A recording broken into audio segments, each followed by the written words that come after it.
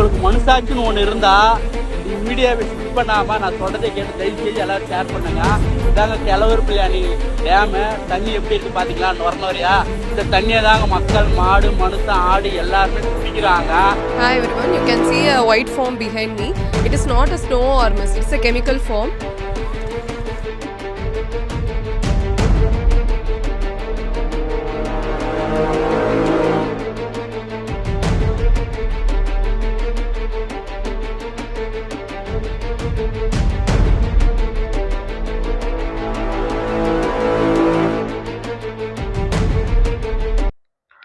வணக்கம்.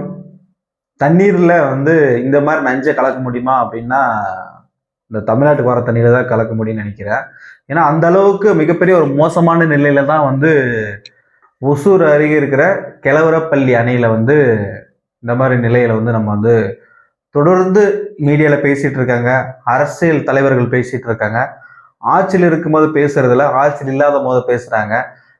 நிறைய பேர் பார்த்தா குரல் கொடுத்து பேசினாலும் தீர்வுன்றது கேள்விக்குறியா இருக்கு. இந்த அளவுக்கு மோசமான தண்ணீர் ஒரு ஆறு வருதுன்னா அப்படின்னா ஒசூர் அருகில் இருக்கிற ஆறு தான். இந்த ஆற்றுல எத்தனையோ லட்சம் பேர் பார்த்தீங்கன்னா முறையிட்டு பாதிக்கப்பட்டு, இன்னும் எவ்வளவு பேர் இதுல பாதிக்கப்படுறாங்கன்னு தெரியல. இது பாதிப்பு ஏற்படுறதுக்கு முன்னாடி எவ்வளவு விழிப்புணர்வு சொன்னாலும் சரி, எவ்வளவு ரிக்வஸ்ட் கொடுத்தாலும் சரி, அரசாங்க கவனத்துக்கு எடுத்து செஞ்சு இது தீர்மான ஒரு நடவடிக்கை எடுக்கணும் அப்படின்றது என்னோட கருத்து. ஏன்னா இது இப்ப நடக்கலைங்க. கிட்டத்தட்ட எனக்கு தெரிஞ்ச மாதிரி 2020 முயற்சி பண்ணிட்டு இருக்காங்க. அதுக்கு முன்னாடி காலகட்டத்துல இருந்துச்சு. எனக்கு தெரிஞ்சு 2020 முயற்சி பண்றாங்க. அந்த காலகட்டத்துல இருந்து இந்த பிரச்சனை இன்னும் தீர்வாகாம இருக்குது. என்னன்னா இந்த எங்க இருக்கு அப்படின்னு பாத்தீங்கன்னா கிருஷ்ணகிரி மாவட்டம் ஒசூர் பக்கத்துல இருக்கிற ஒசூர்ல ஒரு 15 கிலோமீட்டர் டிஸ்டன்ஸ்ல இருக்கிற இந்த டேம். இந்த டேம்ல என்ன பண்ணுது அப்படின்னா தண்ணி கர்நாடகால உள்ள வருது. அந்த தண்ணி சேமிச்சு தண்ணி ஃபுல்லாயிடுச்சுன்னா அதுக்கப்புறம் பருவமழையில ஃபுல்லாயிடுச்சுன்னா அதுக்கப்புறம் வெளியே ஏத்துறாங்க. இந்த மாதிரி சூழ்நிலையில பாத்தீங்கன்னா நிறைய இந்த நெஞ்சு கலந்த என்ன சொல்றது தண்ணீர் வருது. அதுல நுரை, சோப்பு நுரை மாதிரி அதிகமானது. அது இந்த சில கம்பிகள் இடத்துல படியும் போது என்ன ஆகுதுன்னா அந்த தாறு மாதிரி ஆகுது. அந்த அளவுக்கு பார்த்தீங்கன்னா மோசமான நிலையில தண்ணீர் இது இருக்குது. இந்த தண்ணீர் பார்த்தீங்கன்னா விவசாயிகள் பயன்படுத்திட்டு இருக்காங்க. இது நம்ம தமிழகத்துல எத்தனை முறையோ பேசினாலும் சரி, எத்தனை முறை சேவ் பண்ணணும்னு சொல்லிட்டு இந்த இளைஞர்கள்லாம் மிகப்பெரிய ஒரு ஹேண்ட்ஸ்அப் கொடுத்துக்கலாங்க. தண்ணீரை பத்தி சேமிக்கணும் அப்படின்னு சொல்லிட்டு மிகப்பெரிய ஆர்வத்துல ஒரு சில பேர் கிரிவலத்துல ஆகட்டும், மீடியால ஆகட்டும் நிறைய இடத்துல பேசுறாங்க. இன்ஸ்டாகிராம், சோசியல் மீடியால நிறைய இடத்துல பேசுறாங்க. பேசி ஆனா தீர்வு காண முடியாம சூழ்நிலை தான் இருக்காங்க. இந்த அணை எதுக்காக மாசடிது அப்படின்னு பாத்தீங்கன்னா, பெங்களூர்ல இருந்து தண்ணி உள்ள வருது இல்லையா, அதுக்கு முன்னாடி இருக்கிற ஃபேக்டரி கிட்டத்தட்ட ஒரு 500க்கு மேற்பட்ட ஃபேக்டரி இருக்கு, ரசாயன ஃபேக்டரி. அந்த ரசாயன ஃபேக்டரில இருந்து என்ன பண்றாங்கன்னா அந்த தண்ணீரை டைரக்டா ஆத்துல கலக்கிறனால என்ன பண்ணுதுன்னா அங்கிருந்து வரக்கூடிய தண்ணீர் இங்க கலக்கிறனால பார்த்தீங்கன்னா மிகப்பெரிய ஒரு பாதிப்பு ஏற்படுது. இதுக்கு என்னென்ன பிரச்சனைகளை சந்திக்கிறாங்க அப்படின்னு பார்த்தீங்கன்னா, மீன்கள் சாகுது, உயிரினங்கள் சாகுது, விவசாயிகள் பாதிக்கப்படுறாங்க, நிலம் பாதிக்கப்படுது. இந்த மாதிரி பிரச்சனைகள் வருது. அதே மாதிரி மக்கள் இந்த இடத்துல குடிக்க முடியாது, மாடு தண்ணி குடிக்க முடியாது. இந்த மாதிரி உயிரினங்களை சரியான பாதிக்கப்படுது. அரசு நடவடிக்கை எடுத்துதான்னு கேட்டீங்கன்னா, அரசு முயற்சி பண்ணுது. ஆனா அதுல தீவிரமா காட்டுறதுல கர்நாடக அரசுல தண்ணியை கட்டல, மேகதானியம் கட்டக்கூடாது அப்படின்ற ஒரு விஷயம் மட்டும் சோசியல் மீடியால பயணம் பேசிடுச்சு. அரசாங்கம் எடுத்து பேசி இந்த அணையில முக்கியத்துவம் என்ன அப்படின்னு பாத்தீங்கன்னா, இது ஒசூர் சுத்தி மட்டுமா இருக்கு. இந்த இடத்துல ரோஸு செடி, நிறைய காய்கறிகள் இங்கதான் பயிரிடப்படுறாங்க. மாம்பழம் எல்லாமே இந்த இடத்துல தான் நம்ம கிருஷ்ணகிரி மாவட்டத்துல தான் நிறைய பயிரிடுறாங்க. இந்த இடத்துல இருக்கிற பிரச்சனையே இந்த தண்ணீரில் பார்த்தீங்கன்னா நிறைய பாதிக்கப்படுது. கிட்டத்தட்ட மெயினா பாதிக்கப்படுறது கிருஷ்ணகிரி மாவட்டம், தருமபுரி மாவட்டம் தான் அதிகமாக பாதிக்கப்படுது. அதனால சுற்றுவரத்து பிரச்சனை ஆகுது. நிலத்தடி நீர் வளத்தை பார்த்தீங்கன்னா பாதிக்க ஏற்படுத்துது அப்படின்னு சொல்லிக்கிறாங்க. அதுக்கப்புறம் இதுல எவ்வளவு பேர் விவசாயம் பண்றாங்க அப்படின்னு பார்த்தீங்கன்னா கிட்டத்தட்ட 9,000 பேரு விவசாயம் செய்யறாங்க இந்த இடத்துல அப்படின்னு சொல்லிட்டு பொதுமக்கள் கருத்துக்களை வெளியிட்டு இருக்காங்க. இவ்வளோ பேர் பாதிக்கப்படுறாங்க நேரடியா கிருஷ்ணகிரி மாவட்டத்தில் மட்டும். மறைமுகமா இன்னும் பலாயிரம் பேர் இருப்பாங்க. அதான் சொல்ல வருது. இந்த அணையின் நீர் இந்த அளவுக்கு இருக்கு. இங்கே பாத்தீங்கன்னா நம்மளோட பாட்டாளி மக்கள் கட்சி சார்பில் 2005 பார்வையிட்டு இருக்காங்க. இந்த இடத்துல இந்த பாதிப்பை பத்தி எல்லாம் ரிசர்ச் பண்ணி பேசியிருக்காங்க, மீடியால பேசியிருக்காங்க. ஆனா பட் தீர்வு வந்து இன்னுமே கிடைக்காம வந்து இருக்குது அப்படின்னு தான் சொல்ல வரணும். இது சுற்றுச்சூழலுக்கு என்ன பாதிப்பு ஏற்படுத்து அப்படின்னு பார்த்தீங்கன்னா, இங்க பாருங்க இந்த மீன் ஃபிஷ்லாம் இருக்கு இல்லையா, இதெல்லாம் வந்து இறந்து கிடக்கிற மீன்கள். சரியா, அந்த டேமை பொறுத்த வரைக்கும் ஒரு உயிரினம் கூட சரியான முறை வாழ்றதுக்குன்னா தகுதி இல்லாத உயிரினமா இருக்கு.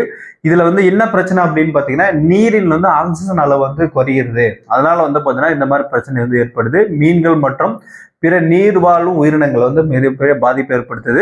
இந்த விவசாய நிலங்கள் வந்து பார்த்தீங்கன்னா விவசாயிகள் வந்து எப்படி மண்ணை பாதுகாப்பாங்கன்னா அது வந்து பக்குவப்படுத்தி வச்சிருப்பாங்க. இந்த விவசாய நிலத்துக்கு வந்து இந்த மாதிரி பக்குவப்படுத்தினா மட்டும்தான் இந்த மாதிரி வந்து அறுவடை செய்ய முடியும், இந்த அளவுக்கு வந்து பார்த்தீங்கன்னா ஏரோட்டணும், இந்த அளவுக்கு நீர்ப்பாசனம் இருக்கணும் அப்படின்னு சொல்லிட்டு அந்த மண்ணை வந்து கரெக்டாக பக்குவப்படுத்தி அந்த விவசாய நிலத்துக்கு ஏற்ப வச்சிருப்பாங்க.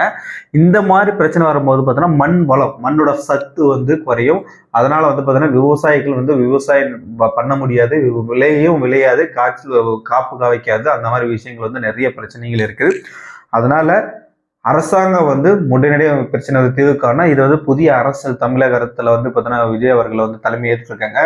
இவருக்கு கீழே பணியாற்ற அமைச்சர்களும் வந்து பார்த்தீங்கன்னா புஷி ஆனது தான் பொதுச் செயலர் இருக்காரு. அவருக்கும் வந்து பார்த்தீங்கன்னா நீர் வளத்தை பத்தி அவர் வந்து கண்டிப்பா வந்து அவருக்கு வந்து புரிதலுக்கு வேணும். அதுக்கப்புறம் இந்த விஷயம் வந்து அவருக்கு தெரிவிக்கணும். ஃபர்ஸ்ட் தெரிஞ்சா மட்டும்தான் அவர் செய்வாரு, செய்யாமலாம் இருக்க மாட்டாரு, செய்வாரு. அதுக்கான இது வேணும்.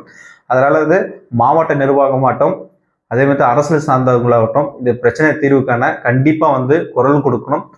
ஒசூரோட மக்களை மட்டும் இல்லாம கிருஷ்ணகிரி, தருமபுரி எல்லா மக்களையும் காப்பாற்றணும், உயிரினங்களை வந்து பாதுகாக்கணும் அப்படின்றது என்னோட கருத்து. கண்டிப்பா வந்து இந்த பிரச்சனை வந்து நிரந்தர தீர்வு வேணும் அப்படின்றது என்னோட கருத்துக்கள். அது வந்து கர்நாடக அரசு முயற்சி பண்ணணும், தமிழக அரசும் முயற்சி பண்ணணும். ரெண்டுமே முயற்சி பண்ணலாம், இந்த மாதிரி பிரச்சனைகள் வந்து வரத்தான் செய்யும்.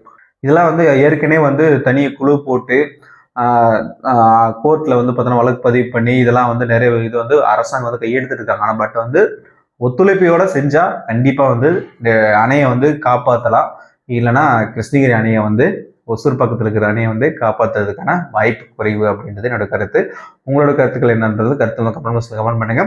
கண்டிப்பா இந்த தீர்வு கிடைக்கிற வரைக்கும் மக்களுக்கு இந்த விஷயத்த வந்து பேசணும். பேசினா மட்டும்தான் தீர்வு கிடைக்கும். உங்களுக்கு மனசாட்சின்னு ஒன்று இருந்தா இந்த வீடியோவை ஸ்கிப் பண்ணாம நான் சொல்றதை கேட்டு தயவு செய்து எல்லாரும் ஷேர் பண்ணுங்க.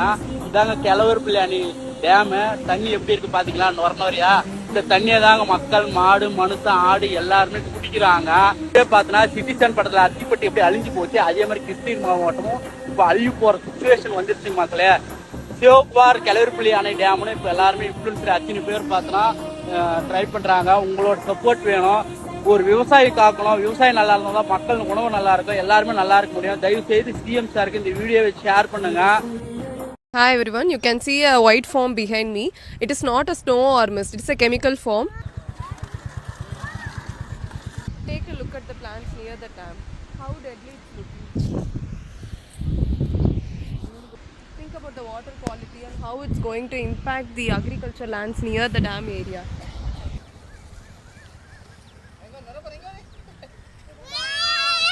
Kelavarapalli Dam is built to support irrigation for almost 20 acres of agriculture land in and around Hosur, that is near Hosur and Shoolagiri. This much of water pollution is mainly originated from Karnataka industries, that is Bangalore suburban and Bangalore rural areas and Chikbalapur region.